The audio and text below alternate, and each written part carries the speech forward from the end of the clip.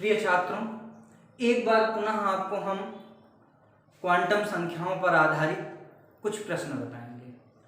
चलिए देखते हैं। सबसे पहले हम इलेक्ट्रॉनिक विन्यास करेंगे। मैंने इलेक्ट्रॉनिक विन्यास करने का आपको आसान तरीका बॉब का नियम बता रखा है, उसी पर आधारित पहले इलेक्ट्रॉनिक विन्यास करेंगे और इलेक्ट्रॉनिक विन्यास करने के बाद आपको चारों क्वांटम संख्याएं निकालनी है। जैसे हम अब कोई है 26 आयरन Fe और इस पर हम +2 आवेश लगा दें, +2 लगा दें। मैंने बता रखा है कि अगर जिस पर जितने प्लस होंगे वो उसके परमाणु क्रमांक में उतने की ही या इलेक्ट्रॉनों में उतने की ही कमी कर देंगे और जितने माइनस लगे होंगे वो उतने उसके इलेक्ट्रॉनों में वृद्धि कर देंगे। अब यहाँ 26 है और ऊपर 2 लगे हुए, तो इसमें आप 26 में से आप 2 कम कर देंगे, यानी आपके पास कितने हो गए 24। अब आपको जो इलेक्ट्रॉनिक विन्यास करना है वो अब 24 का करना है।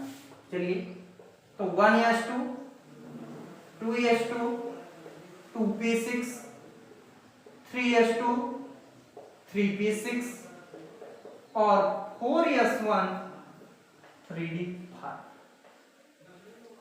जानते यहां पे 4s2 कर देते, लेकिन यहां 3d4 होता,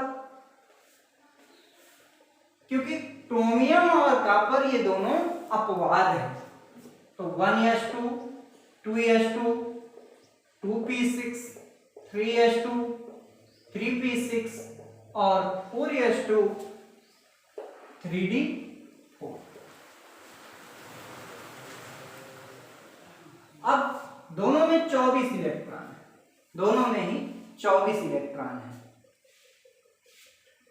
इस 3d5 में भी 24 हैं और 3d4 में भी 24। लेकिन यहाँ पर जो 4s1 3d5 है, यहाँ पे s के पास 1 अयुग्मिक इलेक्ट्रॉन है और 3d के पास 5 अयुग्मिक, क्योंकि अगर 3d4 करते हैं तो इसमें 6 अयुग्मिक इलेक्ट्रॉन हो जाते हैं, परंतु एक उपकोष खाली रह जाता है, जिसके कारण 3d5 कर लेते हैं। तो हम पहले वाले का करते हैं। तो सबसे पहले मुख्य क्वांटम संख्या n, तो n बराबर आपका आ जाएगा 4। l बराबर d के लिए आपका होता है 2 और m बराबर आपका होता है -l से 0 समेत +l तक जब आप जाएंगे, तो यानी -2, -1, -0, 1 और 2। अब यहाँ आपके पास 3d5 है। 3d5 के लिए आपको, अगर आप इस तरह की सारणी हमेशा बनाएंगी तो आपका कभी क्वांटम संख्या में m का मान गलत नहीं होगा और इसकी सहायता से आप s का मान भी सही निकाल लेंगे। 3d5 में 1, 2, 3, 4, 5, तो यानी पहले वाले का -2, फिर -1, फिर 0, 1, 2। अंतिम इलेक्ट्रॉन पर देखिए 5वां इलेक्ट्रॉन इस जगह है अंतिम उपकोष में और इसके ऊपर संख्या लिखी है 2, तो यानी m का मान कितना होगा +2।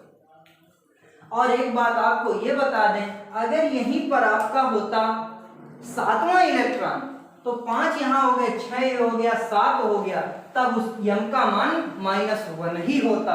यदि 8 होता तो 0 होता, 9 होता तो 1 होता और 10वें इलेक्ट्रॉन का भी मान +2 होता। और अब आपका आता है अंतिम s, यानी चक्रण क्वांटम संख्या। तो मैंने पहले ही बता रखा, जब इलेक्ट्रॉन दक्षिणावर्त होगा तो +1 और वामावर्त होगा तो -1। तो s बराबर आपका आ जाएगा प्लस का 1/2, यानी आपके 26 Fe+2 के चारों क्वांटम संख्याओं के मान इस प्रकार हैं। n बराबर 4, l बराबर 2, m बराबर +2 और s बराबर +1/2। यही आपका उत्तर है। अगला प्रश्न है, इसी पर आधारित आपको मैं एंटी क्लॉकवाइज पे s के मान पर 5 मिनट होने वाला है, अभी मान पड़ता है। अब आपका जैसे हम ले लेते हैं 7n, नाइट्रोजन ले लेते हैं, सबसे आसान है। n है 7 इलेक्ट्रॉन आपके पास,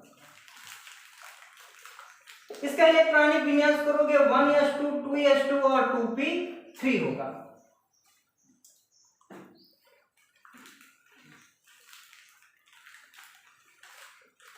इसको 8 कर लो, ऑक्सीजन कर लो, 8 ऑक्सीजन, ये ना करके तो यहां पर 2p4 आपका हो जाएगा। अब 8 ऑक्सीजन है, आपका इलेक्ट्रॉनिक विन्यास हो गया। अंतिम आपका है 2p4, इसके लिए आपको चारों क्वांटम संख्या निकालनी है। तो n बराबर आपका हो जाएगा 2 और p के लिए l का मान होता है 1 और m का मान ज्ञात करने के लिए बस वही -1 0 और +1। अब बना लेंगे आप पहला इलेक्ट्रॉन, दूसरा इलेक्ट्रॉन, तीसरा इलेक्ट्रॉन, चौथा इलेक्ट्रॉन यहाँ आया।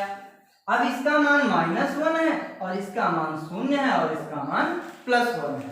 तो देखिए m बराबर आपका चौथे इलेक्ट्रॉन है तो कितना आएगा -1। अगर यही आपका 2p1 भी होता तब भी आपका मान -1 ही होता।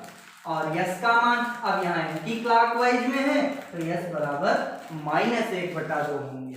तो अर्थात 8 ऑक्सीजन के लिए चारों क्वांटम संख्याओं के मान n बराबर 2, l बराबर 1, m बराबर -1 और s बराबर -1/2। यही आपके क्वांटम संख्या है। धन्यवाद।